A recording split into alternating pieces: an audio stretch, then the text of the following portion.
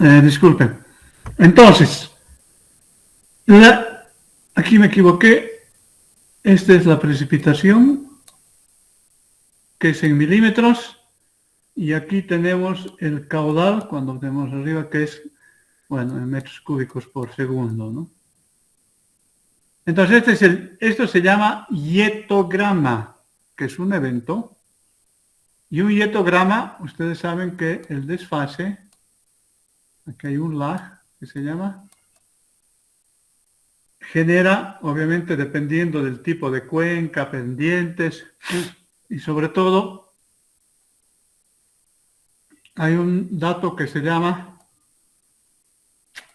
tiempo de concentración, ¿no? Este es el hietograma y este es el hidrograma. Entonces, un río, desde el punto de vista de régimen no permanente, por un lado, acá ustedes ven, está en función del tiempo. Esto es un flujo no permanente. ¿Qué significa flujo no permanente? Que toda variable va, digamos, tiene un diferente valor en función de el tiempo, ¿no? Flujo no permanente. Un flujo permanente, por ejemplo, un régimen permanente, es cuando todas las variables no dependen del tiempo. En este caso, cada caudal que tengamos en el río es función del tiempo. Por lo tanto, para cada caudal vamos a tener esa variabilidad. Eso es desde el punto de vista tradicional, es decir, en este caso el caudal es función del tiempo. ¿Ya? Que a veces en los hidrogramas nosotros ponemos el caudal base, ¿sí? También. Sin embargo, hay otro elemento en otra dimensión que tiene también que ver con el tiempo, que es lo que llamamos nosotros el periodo de retorno, que es el valor máximo que tiene un hidrograma, este Q máximo o el caudal pico que se llama, que lo asociamos a un periodo de retorno. Esos son los conceptos de flujo no permanente, el que normalmente, tradicionalmente conocemos, y el otro concepto que tiene que ver con su frecuencia o con la probabilidad, ¿no? Más que hablar de un periodo de retorno, es hablar de la probabilidad. Estas son las definiciones de periodo de retorno, que es tiempo promedio que transcurre entre la ocurrencia de un evento y la próxima ocurrencia de un evento de la misma magnitud, es decir, cuando hablamos de magnitud es del pico del hidrograma. Si este hidrograma es de 20, este caudal es de 20 años, entonces es el tiempo promedio que transcurre entre la ocurrencia de un evento, si hoy día ocurrió el de 20 años, y la próxima ocurrencia. Tiempo promedio, no se olviden. No es que se repite cada 20 años. Es un tema de promedio que lo vamos a explicar ahora. Tiempo que transcurre para que un evento sea excedido o igualado al menos una vez en promedio. Esa también es la definición equivalente, es decir, que una vez suceda. El periodo de retorno está asociado a una probabilidad de excedencia. Podemos, por ejemplo, ¿qué es el periodo de retorno?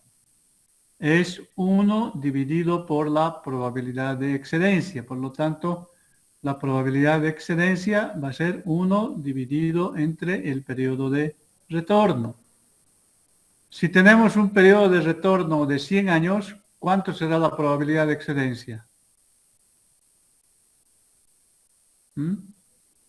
¿Aló?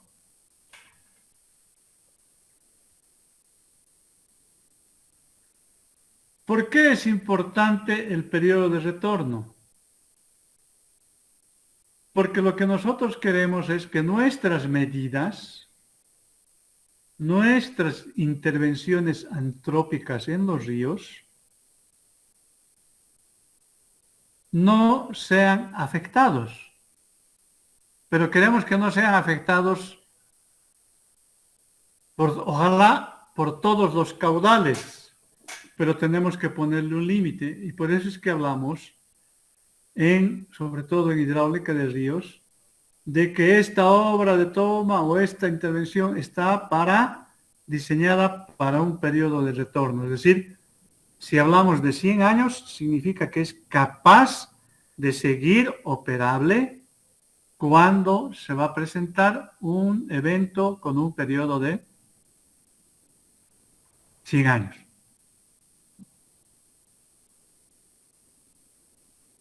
Eso es lo que tenemos que garantizar si hemos tomado como referencia 100 años. ¿No? Y si se pasa con digamos, entonces nuestra obra no debería ser impactada, afectada. Y si es que sucede un periodo de retorno de 120 años, por ejemplo, ¿qué significa? Es la probabilidad, que va a ser obviamente una menor probabilidad de las de 100 años, que mi obra sea impactada. En el anterior caso es que no sea afectada en su operatividad. En este caso es que su operatividad va a ser impactada, ¿no? Pero no en el 100%, bueno, depende, ¿no? Entonces, ese es un tema importante. Aquí algunos datos en el caso de Bolivia. Por ejemplo, el río Beni, si ustedes ven, en estiaje, 2.000 metros cúbicos, pero un periodo de retorno de 25 años, 27.000. Nuestras torrenteras, por ejemplo, ¿cuál es su caudal para un periodo de estiaje? 0. ¿Qué viene en un periodo de lluvias? Por ejemplo, en el caso de la Taquiña, se ha determinado que en el aspecto hidrológico, el caudal para un periodo de 100 años es aproximadamente 90 metros cúbicos por segundo.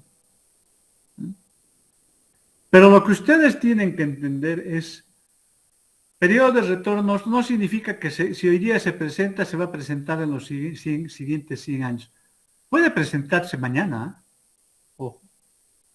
Cuando ustedes tienen estos hietogramas, este es un hietograma, esto es lo que se llama un evento, una lluvia.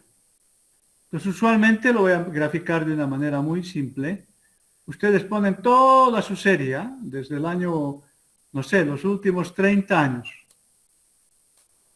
y ponen todos los hidrogramas de los últimos 30 años. Voy a decirlo así. Entonces, después dicen, a ver, hacen una pasada y dicen, esta es la intensidad, que es la máxima intensidad de este hietograma. Y ustedes dicen, ahora quiero saber cuántas veces tengo ese hietograma.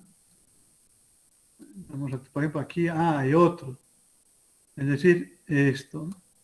Pero después pueden tener aquí, al lado, el mismo.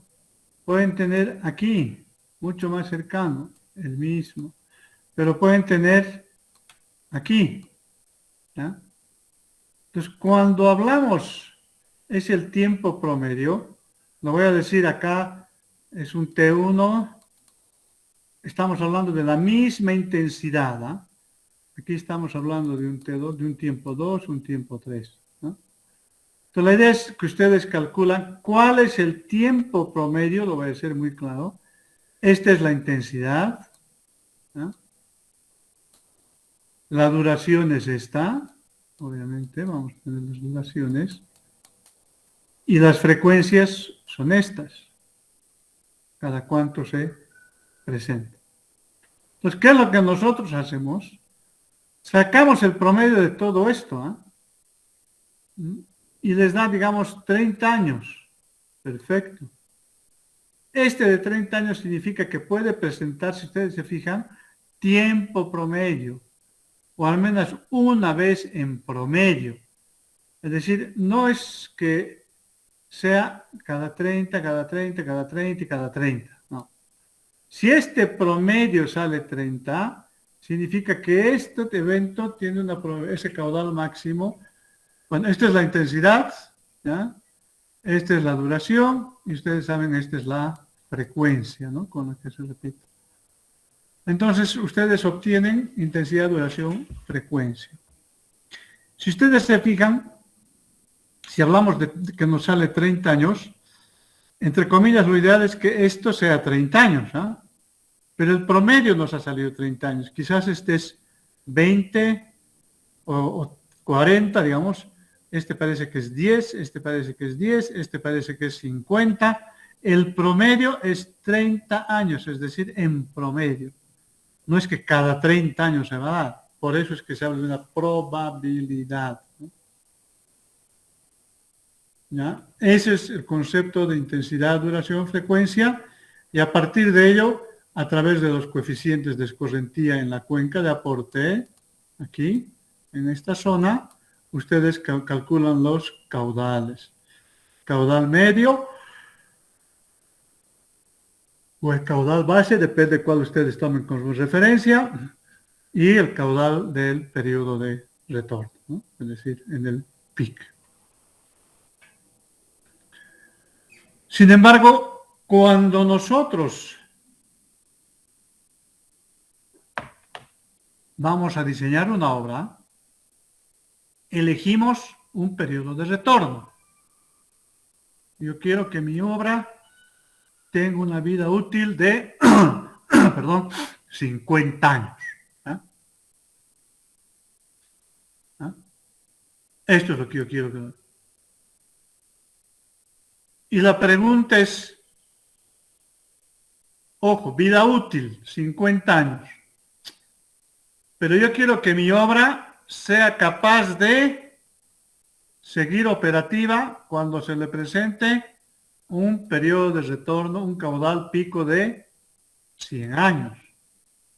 Entonces, ¿cuál será la pregunta? La pregunta será, ¿cuál es la probabilidad de que en esos 50 años de la vida útil de mi obra se presente un caudal con un periodo de retorno de 100 años? ¿Se dan cuenta? Son dos temporalidades diferentes. Vida útil significa que siga dando su función, cumpliendo su función. Yo dije que esta obra de toma me va a abastecer la ciudad por los próximos 50 años. Esa es su vida útil. Sin embargo, yo quiero que mi obra de toma resista caudales grandes en el río con periodo de retorno de 100 años. Entonces, ahí la pregunta es, ¿cuál es la probabilidad de que en la obra de toma, que tiene una vida útil de 50 años, durante su vida útil de 50 años, se presenten eventos de 100 metros cúbicos por segundo? Esa es la pregunta. Y para ello tenemos esta otra fórmula que nos dice que la probabilidad de que se presente un caudal con un periodo de retorno de 100 años durante la vida útil de 50 años, esta es la fórmula cual hay que aplicar. ¿Está claro? ¿Me escuchan?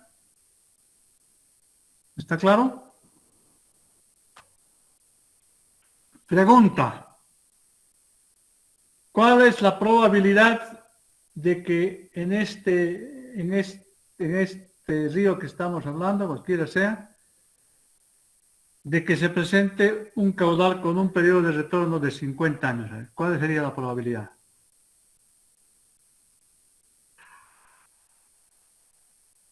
Dígame, ¿cuál es la probabilidad? Pónganlo en el chat.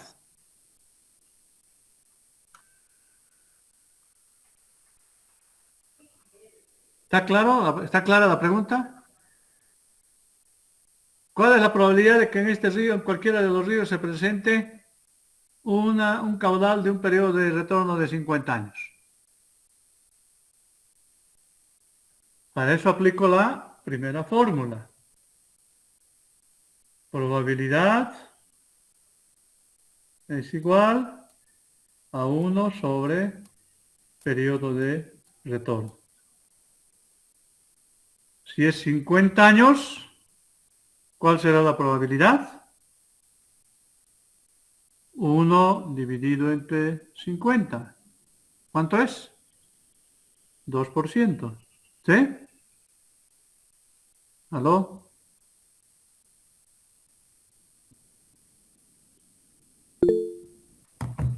2%, correcto.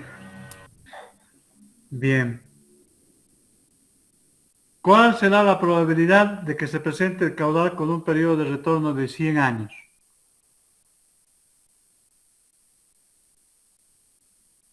¿Cuánto será? 1%. 1%, ¿se dan cuenta? Entonces, mientras más extremo es el caudal, en términos de periodo de retorno, la probabilidad es menor. Eso es obvio, ¿no? Es decir, ¿cuál es la probabilidad de que les caiga una piedra en su cabeza? Es altísima, ¿no? O bajísima. Pero ¿cuál es la probabilidad de que se crucen con no sé cuántas personas? Es más baja, más alta. Bien, está comprendido el tema de los periodos de retorno y cómo los periodos de retorno están asociados a probabilidades de ocurrencia de los eventos y cómo está asociado a la probabilidad de que ese evento con un periodo de retorno ocurra durante la vida útil de la obra. ¿Está claro? ¿Sí o no? ¿Qué dicen? Bien. ¿Está claro? Entonces van a resolver esa pregunta. Dice, se va a construir un canal cuya vida útil es de 75 años. Si el caudal supera el valor correspondiente al periodo de retorno de 100 años, se desbordará. ¿Cuál es la probabilidad de que se produzca algún desbordamiento en los próximos 75 años? Entonces dice, se va a construir un canal cuya vida útil es de 75 años. Tengo un canal que quiero que esté abasteciendo durante 75 años.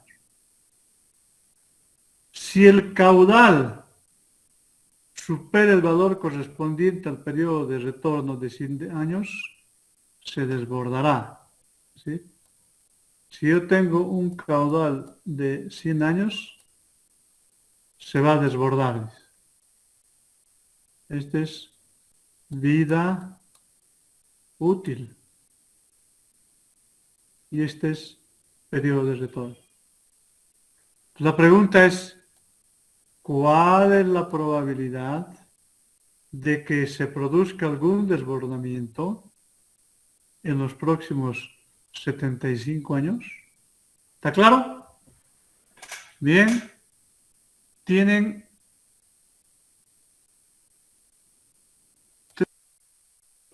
3 minutos para resolver. ¿Ya?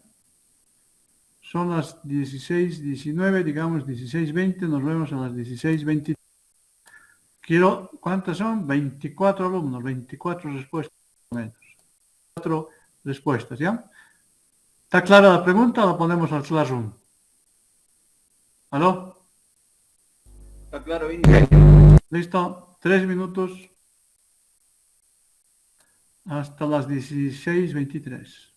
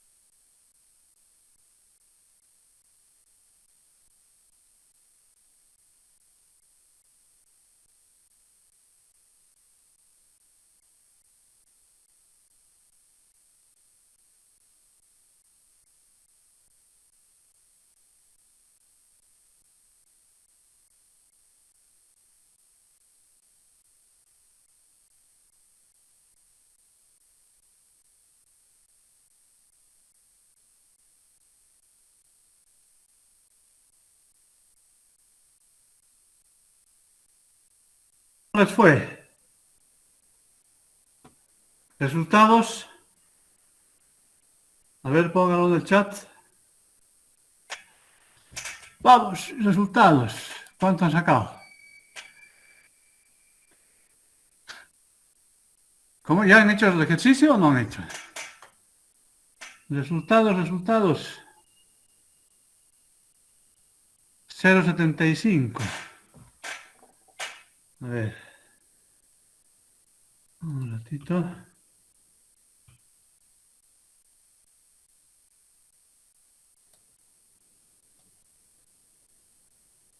¿Están seguros?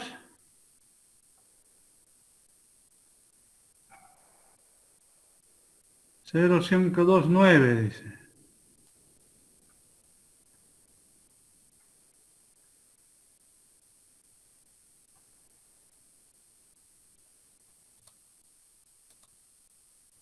A ver, ahí está, ¿no?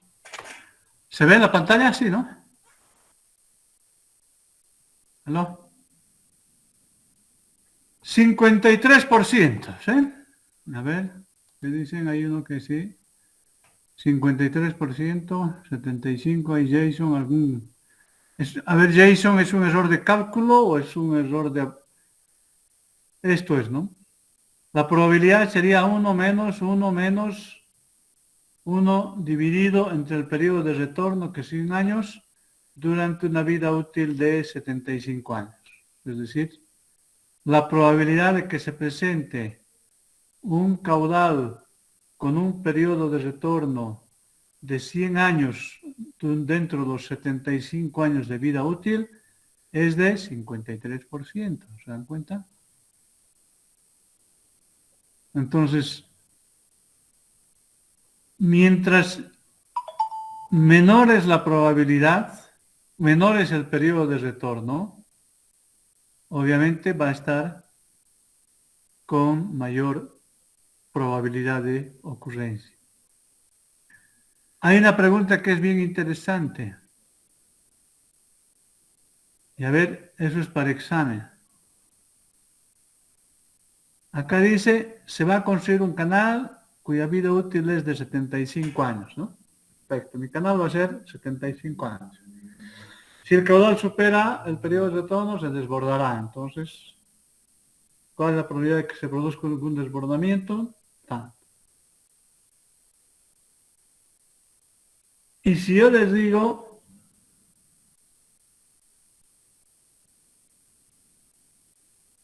que el periodo de retorno es de 20 años, se desbordará, ¿sí? ¿Qué pasa si aumento una segunda pregunta? Sería, si el caudal supera el valor correspondiente al periodo de retorno de 20 años, se desbordará. ¿Cuál es la probabilidad de que se produzca algún desbordamiento en los próximos 75 años? Imagínense. ¿Ah? Pero yo puedo decir, ¿cuántas veces se desborda? ¿Cuántas veces dentro de un periodo de retorno de 100 años se desbordará, en este caso, el canal con un caudal de 20 años? Entonces hay varias formas de armar cosas, ¿eh? Esa es una típica pregunta de examen. Entonces está claro lo que es la dimensión del flujo no permanente. Algunos vamos a seguir ahora con algunas propiedades. Esta es la geometría de un río, ¿no? Primero, no es prismática. Es decir, un río tiene una sección variable, como la vemos aquí en la figura. Pero no solo varía en su sección transversal, también varía en su sección longitudinal. Es decir, si dibujamos longitudinalmente este río, no es rectito, es, vamos a hablar, ahí, vamos a hacer por aquí y por ahí, ¿sí? No se fijan, tampoco longitudinalmente es con una sola pendiente, es decir, hay una variación tanto en su sección transversal como en su sección longitudinal. Cuando hablamos de la variación en su sección transversal, vamos a preguntarnos más tarde, ¿cuándo realmente este canal, este río cambia? ¿Cuando viene un gran caudal? ¿Cuando viene un caudal bajo? Es decir, ¿cuál es ese caudal que hace que una sección de un río cambie? ¿O cuál es ese caudal que le da una especie de patrón de sección? Ese caudal lo vamos a ver más tarde en términos de fórmulas, es lo que se llama un caudal formador de orillas. Bueno, eso es una mala traducción, pero la mayoría de las terminologías de ríos son traducciones del inglés. Ese caudal se llama el caudal formador de orillas, ¿no? Primer elemento. Entonces tenemos que ver ahora. Segundo, ¿qué hace que tengamos en la componente longitudinal variaciones? Eso depende también, vamos a ver, depende justamente de estos valores, es decir, es un efecto de la no permanencia del agua, pero que esa variación en su sección longitudinal, como les decía, la sección transversal, caudal formador de orillas. En la sección longitudinal, esta es de la sección transversal, en la sección longitudinal se llama formas de lecho, ¿no? Es decir, hay diferentes formas de lecho que hacen que el lecho de un río tenga diferentes formas y no sea recto, ¿no? Por lo tanto, no es constante. Vamos inmediatamente ahora al otro parámetro, que nosotros lo conocemos como rugosidad o coeficiente de rugosidad.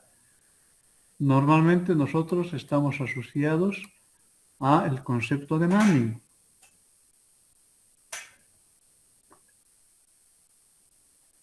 Pero Manning, ¿qué mide? Cuando ustedes van a una tabla de Manning, tienen diferentes materiales, hormigón, etcétera, etcétera, ¿no? Pero ¿qué hay en un río? Hay sedimentos y son diferentes.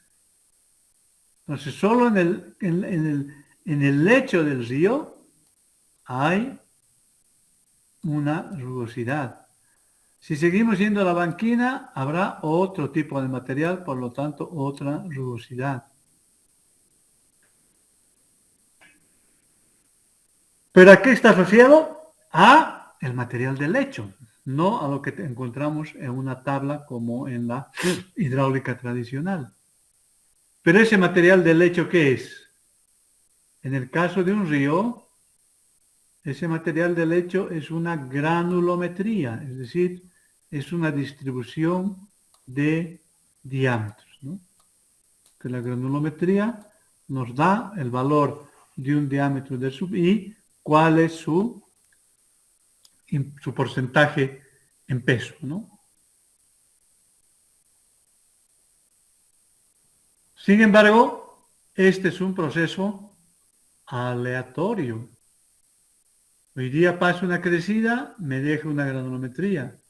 mañana, en la siguiente crecida, encuentra a la granulometría que me dejó y después me deja otra granulometría. Yo no sé cuántas, ¿no? Después de cada crecida.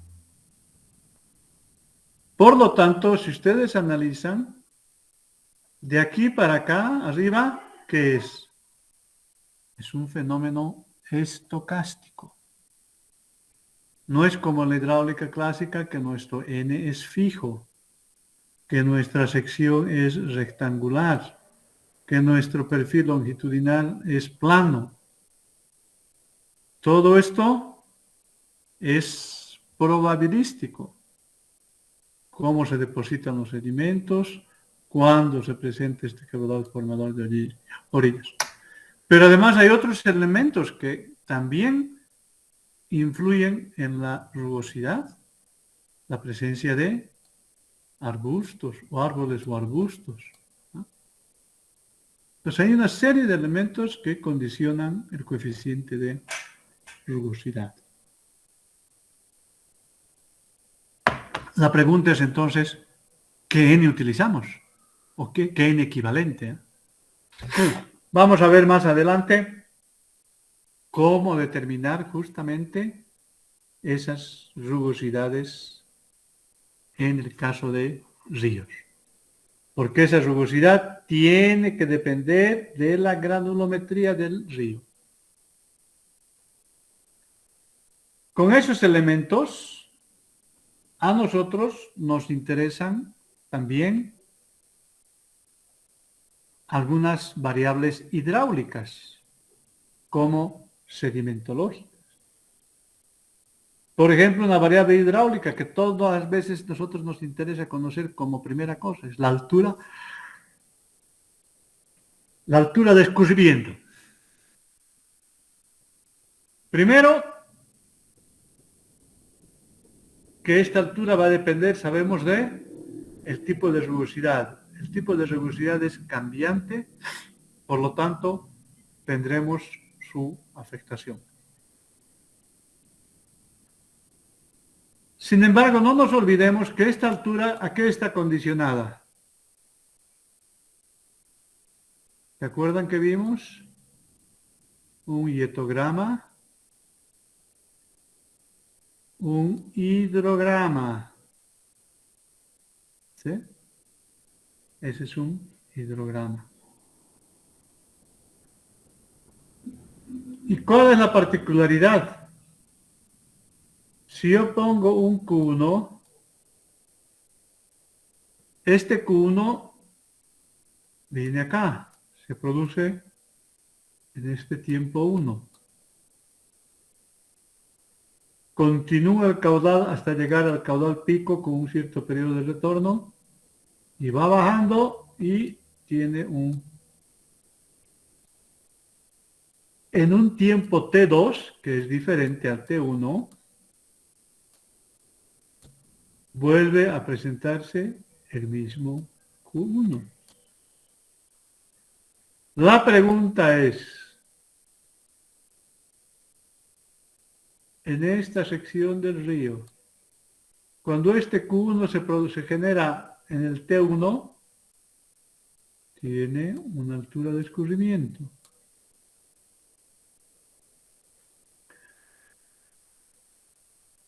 Cuando este caudal se vuelve a presentar en un T2, va a tener una altura de escurrimiento 1. La pregunta entonces es, ¿será la misma altura de escurrimiento? ¿Mm?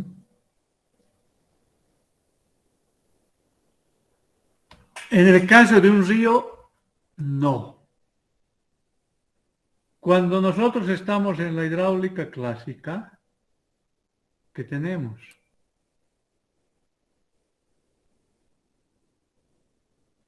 Para un caudal, puede ser para un caudal, tenemos una altura de escurrimiento y esto es una sola curva con n igual constante, ¿no? Esto es cuando tenemos un n constante. Pero aquí tenemos un n variable, pero además proviene de un hidrograma. En un hidrograma, esto es lo que se llama la curva ascendente, y a partir, este es el pico, y esta de bajada se llama la curva descendente. Entonces la pregunta es, ¿la altura es la misma? La respuesta es no. Entonces esa es la característica de los ríos, a diferencia de la hidráulica clásica, donde les dice que para un caudal le corresponde un solo H. Mientras que en un río nos dice que para un caudal vamos a tener dos Hs.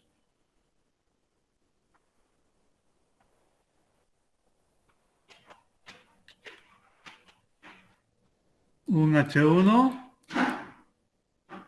que va a ser este, y un H2, que va a ser ese. Resulta que el H1 menor se presenta en la curva de ascensión. Es decir, cuando está llegando a la crecida en el T1. Mientras que la altura 2 en el mismo río, al mismo caudal, se va a presentar, esta altura va a ser cuando esté en la recesión, en la curva de recesión. Es decir, esta es lo que se llama, cuando ustedes dibujan esos puntos, esto es lo que se llama la curva de histéresis de un río. Curva de histéresis. Y donde además esta curva de histéresis tiene su máximo, aquí corresponde al caudal máximo. Entonces esa es la característica de un río, que para el mismo caudal tiene dos curvas. Ustedes dirán, pero ¿por qué esta en la ascensión es más chica que la de la recesión? Y eso es muy simple. Cuando ustedes, por ejemplo, ven el río Rocha, ¿no? Cuando llega la crecida, es inmediatamente, ¿sí? Muy rápida. Pero cuando llega al pico, perdón,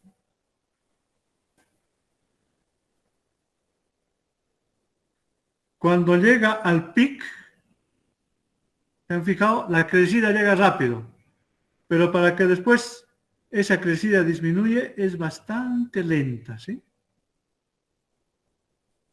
Entonces, ¿qué sucede? El río lo que hace es rápidamente alcanzar su máximo nivel o su máximo caudal pico.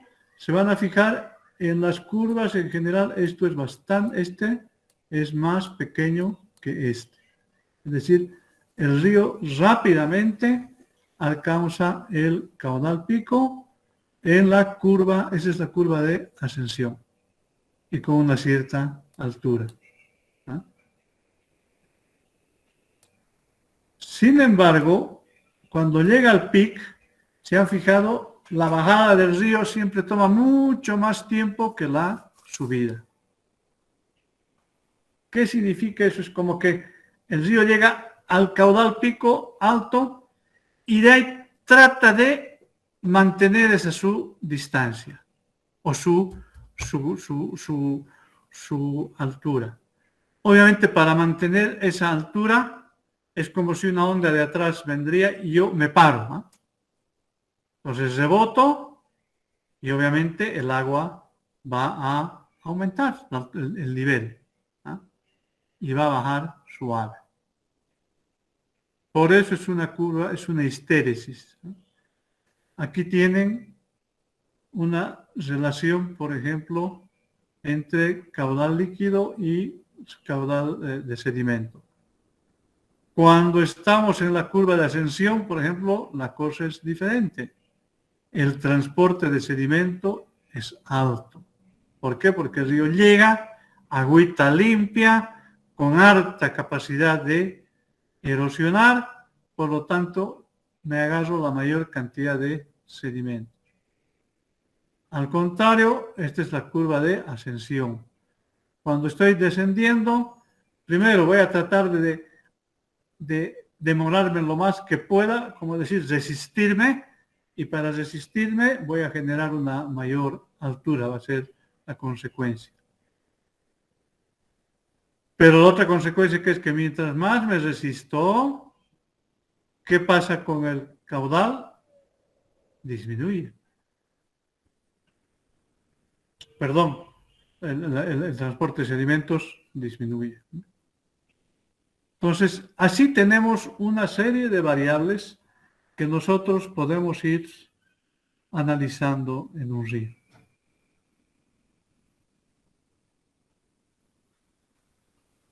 ¿Mm?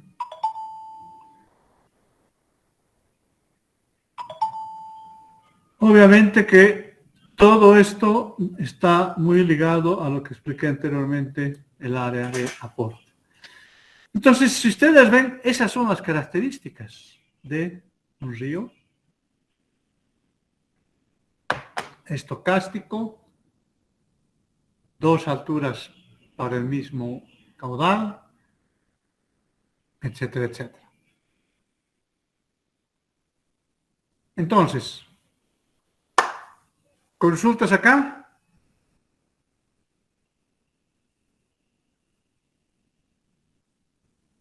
Vamos a ver. Un momento.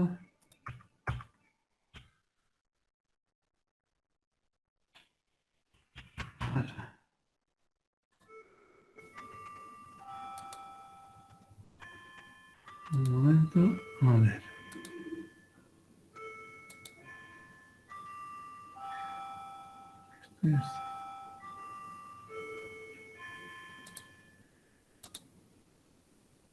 Está muy lento esta máquina.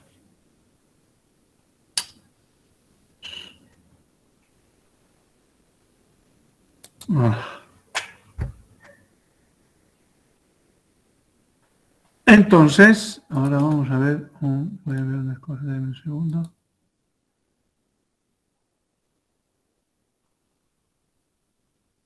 No.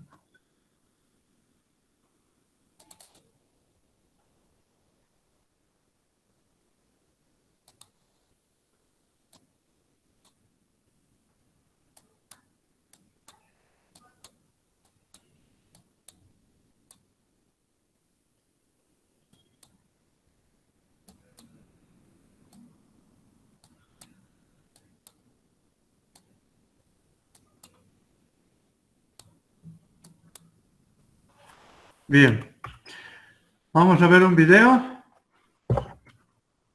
Aquí estamos sin los auriculares.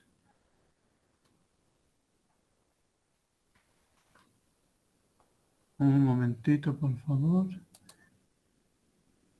Entonces, vamos a ver un video, ¿ya?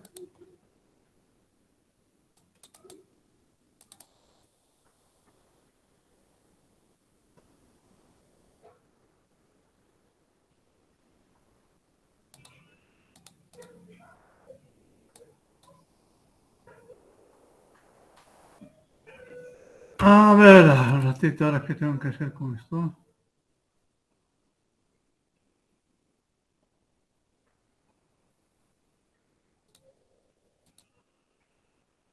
¿Cómo era para compartir un video? Ya me he olvidado.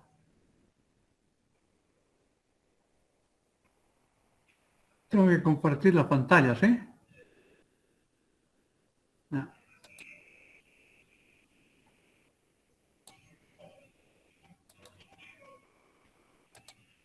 Ah,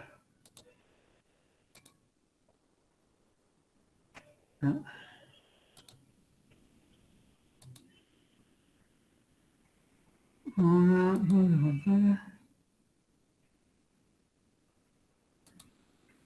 Me avisan. ¿Se ve? ¿Aló? ¿Se ve? Sí, sí, ingeniero. Ya. Ahora me van a avisar si se escucha.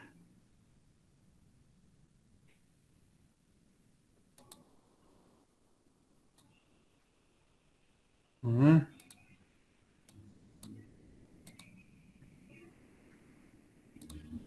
Ah. ¿Se escucha? ¿Se escucha o no? No, ingeniero. No, ingeniero. No, ingeniero. Ay, ¿qué hay que hacer ahora para que se escuche?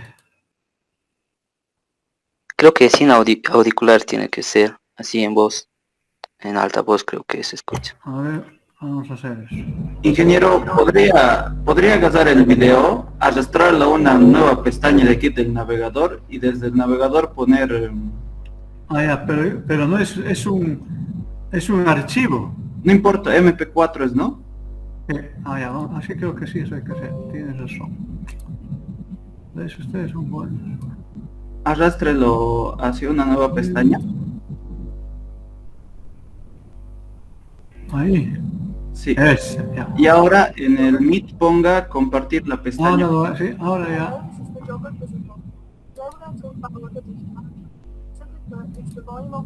Un ratito voy a compartir una pestaña. Ahora se ve, ¿sí? ¿Se ve? ¿Aló? Sí. ¿Listo? Hello, this is the Geophysical, and today Podría we're going to talk silenciar su about river micrófono, Inge. discharge. Simply Ahí está put, bien. it's the volume of water that flows in the river, measured in cubic meters Silenciar per su second or micrófono. cubics. Discharge increases with precipitation and ¿Cómo? decreases as temperature and therefore Silenciar su evaporation micrófono, ¿qué pasa? increases, Que or with the hace removal eco. of water, known as abstraction. Ah, The changes in river discharge over time can be shown using a hydrograph, ahora sí. and during a storm it can be shown on A the ver, storm ahora, hydrograph, ahora confírmeme. Sí, ahí está bien, of ingeniero. water that Ya. flows in the river. Si measured bien in está en cubic meters per inglés, pero un ratito, pero por las figuras ustedes se van a dar cuenta rápidamente. Listo. Hello, this is the Geophysical, and today we're going to talk about river discharge. Simply put, it's the volume of water that flows in the river, measured in cubic meters per second or cumex. Discharge increases with precipitation and decreases as temperature and therefore evaporation increases, or with the removal of water, known as abstraction. The changes in river discharge over time can be shown using a hydrograph, and during a storm it can be shown on a storm hydrograph, which usually lasts a couple of hours or days. First, we have the approach segment, which shows the discharge of the river prior to the storm, and then peak rainfall in the midst of it. Then there's a steep rising limb due to rapid increase in water reaching the river, followed by peak discharge, being the maximum amount of Caudal water de in the river during ascensión, the storm. caudal pico. Lag time is then used to measure the time it takes between peak Es el lag rainfall and que les discharge. decía. After peak diferencia. discharge, there's a falling limb, with less water flowing into the La river. curva de At the recesión. bottom you can see base flow, which releases groundwater, flujo base. maintaining the river's flow during periods of low precipitation. And above is the runoff or storm flow. At the point of bankfall discharge, water level has reached the top of its channel. ¿Se acuerdan que les hablé de un caudal formador de orillas? Lo que aquí les dice, ese es, en inglés se llama bankful discharge. Si ustedes se fijan, ni son los caudales bajos, ni son los caudales altos. Hay un caudal en todo hidrograma que es el responsable de formar la geometría de un río. Ese se llama bankful discharge. And O so any caudal further formador de increase will lead orillas. to flooding. The storm hydrograph can be affected by several physical factors: the drainage basin, antecedent moisture, rock type, soil type, vegetation, precipitation, and temperature. A larger drainage basin can catch more precipitation, causing a higher peak discharge. The water has a larger distance to travel, however, and so it will have a longer lag time than a smaller basin. Steep-sided drainage basins, though, will have a shorter lag time due to the quicker flowing water. Circular basins will have a much quicker hydrograph and a high... Estos son los típicos hidrogramas de las diferentes formas de las cuencas de aporte. Una gran cuenca trae mucha agua y esta es la forma de su hidrograma. Una cuenca que tiene con dependiente muy fuerte, obviamente rápidamente llega el agua, ¿no? Es decir, aquí más tiempo. Y esta es una cuenca más o menos media circular, que también es rápida, ¿no? Entonces, dependiendo de la cuenca de aporte, de la forma, es, como les decía, el tipo de hidrograma. Y la diferencia de tiempo entre el hietograma y el pico del hidrograma, en los picos del hietograma y el pico del hidrograma, es lo que se llama el lag, ¿no? Es decir, la demora, vamos. Higher peak discharge, as all the water will reach the river at the same time. If the basin has lots of streams, it will also drain quicker, causing a shorter lag time. Antecedent moisture is the amount of water already present in the drainage basin. If the ground is Ese es already el grado de water-rich, then saturación. infiltration will be reduced, and surface runoff will increase, causing water to reach the river more quickly and reducing lag time. Likewise, if the rocks are impermeable, water will be unable to infiltrate, reducing the lag time. If the soil is sandy, more water will infiltrate, increasing Aquí lag está time. mostrando los diferentes Clay tipos soils de which have low suelos, cómo infiltration también rates will influyen en reduce los hidrogramas, ¿no? vegetation Suelos in the basin saturados, will suelos intercept arenosos, precipitation, suelos... reducing the speed Aquí at la which it reaches the river vegetación, channel cómo and increasing influye. lag time.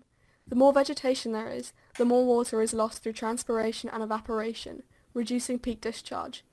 During intense storms, there will be a greater peak discharge. The type of precipitation, however, will affect lag time, with snow taking longer to melt, causing lag time to increase. Finally, hot, dry conditions and cold, freezing conditions harden the ground, reducing infiltration and therefore lag time. High ¿Qué pasó? temperatures also increase evapotranspiration, reducing the peak Aquí está mostrando el efecto de la temperatura, ¿no? Por ejemplo, en las partes altas, cuando la temperatura es muy baja, aumenta la escorrentía, dice, y al aumentar la escorrentía hay menos infiltración porque la parte superior está congelada, digamos. Y también si está congelada, obviamente reduce ese lag. ¿Por qué? Porque hay más facilidad de que escurra el agua. Pues este video ha ido mostrando las diferentes cosas que son variables y se encuentran en una cuenca y un río. Ahora, por ejemplo, el efecto de la temperatura que genera evapotranspiración, o anteriormente el efecto de tener plantas o no. discharge as less water will reach the channel. Todos relacionados con el Human hidrograma que activity produce. also Donde dice la actividad humana, ¿no? affects the hydrograph. In urban areas, houses and roads intercept precipitation, Áreas urbanas, por causing ejemplo, surface runoff to increase, reducing lag time. la In escorrentía farmland escura areas, es más grazing rápida y el animals and lag plough demora compacts menos, the ¿no?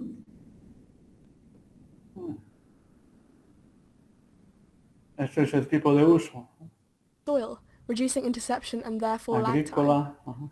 And that is the end of today's video. ¿Por qué no se escucha? Ay, perdón. Thanks for listening. Ahí se da un pequeño resumen entonces de lo que hemos visto, ¿no? Bien, seguimos.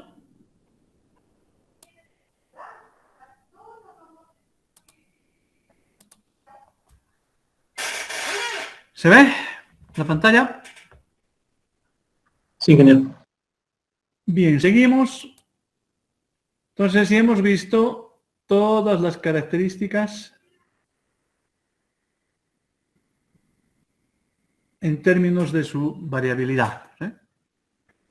Seguimos viendo ahora de qué está compuesto. Vamos a ir ahora, nos vamos a salir de las secciones, formas y demás.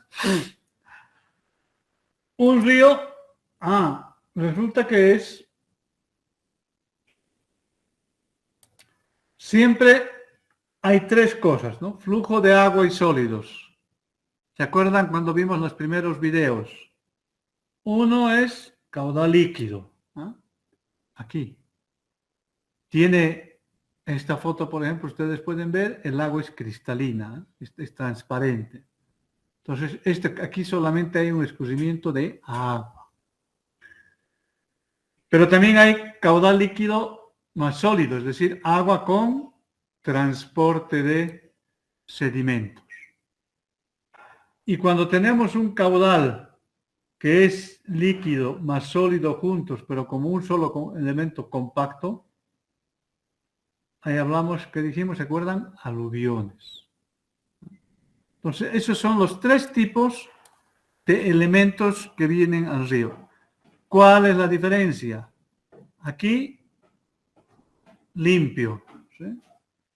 Cuando hablamos de transporte de sedimentos, el agua, y en general, por acá, ahí circulando los sedimentos. Mientras que cuando hablamos de aluvión, es todo un frente con la misma densidad en general, ¿no? Este es un ejemplo de esto. Ahora, nosotros en ríos vamos a ver este y este. Esto que tiene que ver con aluviones no lo vamos a tratar, pero sí lo vamos a mencionar, ¿ya? Cuando estamos hablando de caudal líquido, aquí está clarito, el agua es transparente y tenemos la granulometría que inclusive la podemos ver. Mientras que cuando hablamos de caudal líquido más sólido, o lo que les mencionaba y les aclaré, aquellos que se llama Q sub S, es decir, transporte de sedimentos. Es decir, aquí hay agua con sólidos. Este no lo vamos a ver. ¿Cómo se mueven estos sólidos? Eso es esta. Hay algunos que se mueven pegados al lecho. Hay otros que dan pequeños saltos, como estos. Inclusive, además de saltos, imagínense cuando cae sobre un lecho, primero se desplaza, ¿no? Por saltación, pequeños saltos, o van rodando, o la otra es que vayan deslizando, es decir, ni saltando ni rodando, deslizándose, pero eso es un poco incierto. Sin embargo, hay estos que están por acá, se los ve más o menos, están aquí jugando, ¿eh? Pero después hay otros que logran ir más allá de esta altura y están también jugando el proceso de erosión de deposición. Esto es lo que se llama que también en suspensión, ¿no? Entonces, cuando hablamos de transporte de sedimentos, es como tomar una película, una foto, y ver cómo se mueve, digamos, toda esta caja. Eso es transporte de sedimentos. Entonces, es el movimiento de las partículas. El movimiento es de tres formas: suspensión, saltación y rodaduras. Y el caudal es obviamente el balance de lo que ocurre en ello. Ese es entonces, desde el punto de vista de flujo de agua y sólidos, esta relación nos genera transporte. Y al haber transporte de sedimentos, cambia la geometría por el tema del caudal formador de orillas. Cambia la pendiente porque algunos de estos se van a depositar, otros no, por lo tanto el lecho ya no va a ser planito, sino va a tener un perfil cambiante. Por supuesto que cambia la granulometría, ¿eh? Porque cuando llegó la crecida se encontró con una granulometría en el lecho. Durante su pasada levanta, deposita, etcétera. Obviamente ese lecho va a cambiar. Y para la situación después, bueno, esa es la granulometría que me dejó la anterior crecida. Por lo tanto, cuando venga la siguiente crecida se va a encontrar con la granulometría que dejó la anterior, que no son iguales. Las granulometrías no son iguales. Entonces, cada vez tendremos que ir verificando cuál es la granulometría que queda después de la pasada de un hidrograma. ¿Cuándo cambia esto? Todo este proceso. Cuando el río es perturbado. Ya les decía, es como las personas, ¿no? Se llama perturbación antrópica por efecto de las personas. Poner un puente, poner una obra de toma, poner una presa, etcétera, por perturbaciones cambia todo esto. Pero también hay perturbaciones naturales, es decir, de su propio proceso. Por ejemplo, laderas que se saturan y después se deslizan hacia los ríos. ¿Qué le está haciendo la perturbación natural? Le está aumentando el volumen de sedimentos. Y si ese trufio micro venía lleno ya en su capacidad full, ¿qué pasa si además se sube otra persona? Para que ese micro siga manteniendo esa capacidad, lo lógico es que tenga que salir una persona, ¿no? Si tiene 30 asientos y llega el 31, tengo que bajar a uno para que sigan habiendo 30. Entonces, dependiendo de qué tipo de perturbación antrópica es, el río va a reaccionar. Y hemos dicho que nosotros tenemos que comprender esa respuesta para, a través de un análisis, etcétera, recién proponer la medida para que esa perturbación antrópica no afecte a la gente. Y cuando son naturales, también, ¿no? Entonces, esos son los elementos con los cuales está constituido ya en términos del flujo de agua y sólidos y en términos de los efectos, en términos de transporte de sedimentos. Sin embargo, hay cosas que no podemos predecir, ¿no? Sabemos que todos estos procesos, ya hemos dicho, la precipitación, la vegetación, cómo se depositan los sedimentos para generar formas de lecho. Ustedes han visto en el video qué pasa cuando tenemos la infiltración, un suelo con un tipo de material, cómo cambia el hidrograma, o en zonas donde hay mucha temperatura, como el efecto de la evaporación, tanto del cuerpo del agua como evapotranspiración de las plantas.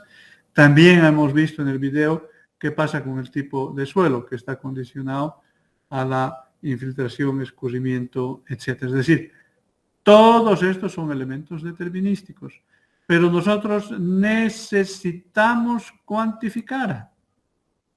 ¿Por qué? Porque tenemos que darle una respuesta a nuestros proyectos. Proyectos que tienen que ser óptimos. Tienen que ser óptimos desde el punto de vista técnico, desde el punto de vista económico y desde el punto de vista social. Sin embargo, ahora, y desde el punto de vista ambiental, lo que antes se conocía como TESA, ¿no? Técnico, económico, social y ambiental. Todas estos elementos que nosotros sabemos que son estocásticos, los pasamos a determinísticos. ¿A través de qué? Puede ser a través de una fórmula. Una fórmula nos puede llevar un proceso estocástico a un proceso determinístico. Es decir, nos permite cuantificar, dar una magnitud a nuestro problema. Y esa magnitud nos permite, para resolver un problema, traducirlo en proyecto y, bueno, que sea técnico, es decir, que cumpla con su función, que sea económico, que tengamos los recursos para hacerlo, que sea social, es decir, que beneficie a la gente y que sea amigable con el entorno, es decir, que sea también óptimo ambientalmente. Eso es lo que antes se conocía como TESA, técnico, económico, social, ambiental. Pero ahora nos han dicho que además hay que aumentar el tema de riesgo. Nuestros proyectos además deben ser basados en riesgos, es decir, lo que hablaba, técnico funciona, pero para un periodo de retorno de 100 años, es decir, probabilidad, riesgo. Pero también que sea técnico desde el punto de vista de que funcione cuando mis caudales sean exacerbados por el cambio climático. Que sea económico, es decir, que tenga los recursos para poder operativizarlo. Que sea social, un momentito.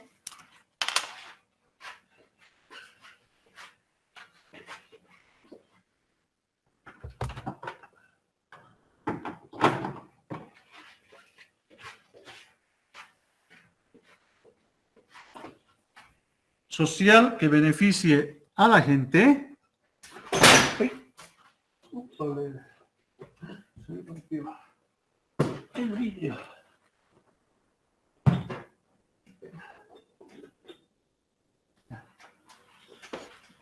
A ver, que sea social, que tenga un beneficio a la gente, es decir, que dé agua, una obra de toma, que sea ambiental, es decir, que no afecte a los aspectos ambientales, a la flora, a la fauna. Y ahora, como decía, riesgos, cambio climático. ¿Para qué? Para hablar de lo que se llama ahora proyectos resilientes. Ya no es solamente un proyecto técnico, tiene que ser resiliente. Resiliente significa que si es impactado por algo, sea capaz de absorberlo, aguantar el impacto y recomponerse en iguales o mejores condiciones. Vamos a ver posteriormente una explicación específica de qué significa riesgos y cambio climático para nosotros. Bien, sin embargo, nuestros proyectos, nosotros esto tenemos que traducirlos y esa traducción nos permite la mecánica de ríos, por ejemplo.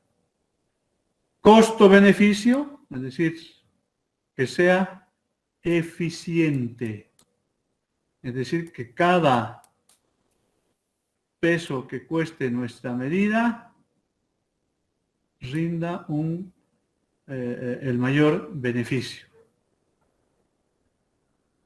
¿Cómo podemos desarrollar eso cuando tenemos procesos estocásticos? Bueno, ¿cómo podemos predecir? Lo hacemos a través de modelos.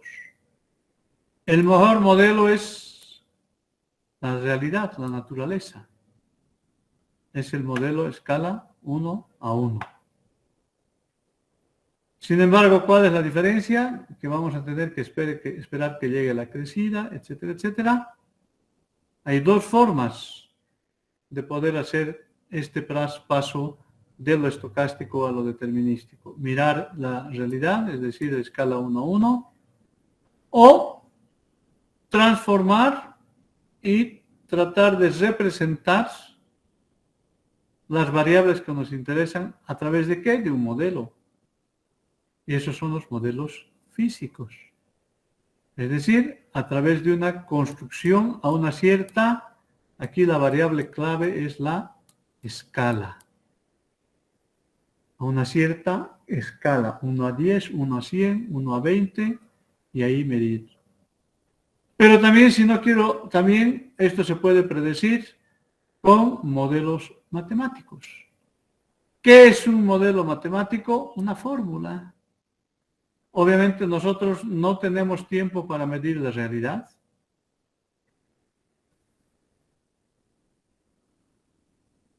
No tenemos recursos para construir modelos físicos. Por lo tanto, vamos a recurrir a fórmulas, que son los modelos matemáticos.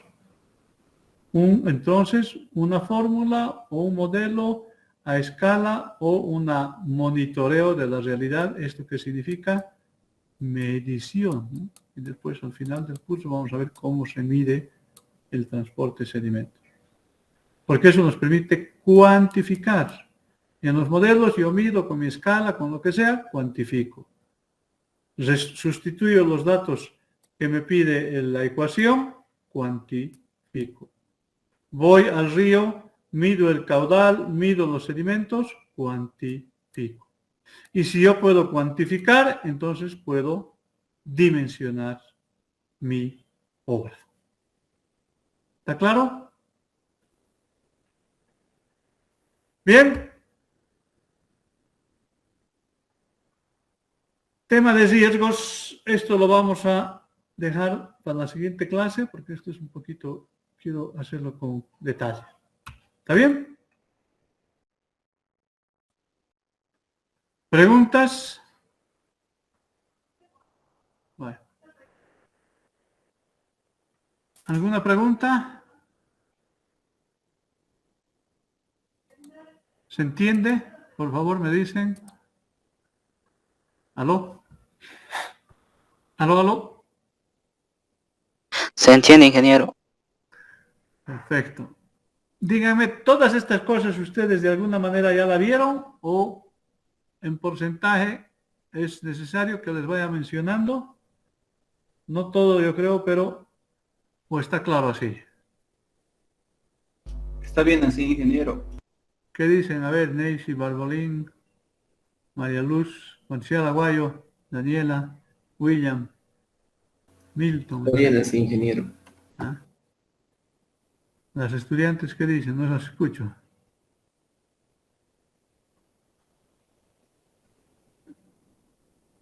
A ver, escriban, si pueden, escriban. Mariluz no está o simplemente déjala, ¿ah? O deja la cámara. No, aquí estoy, Inge. Sí, está bien así, Inge. ¿Ya? Voy a hacer de vez en cuando algunas consultas porque por ahí están con la cámara apagada y ni siquiera están ahí atrás.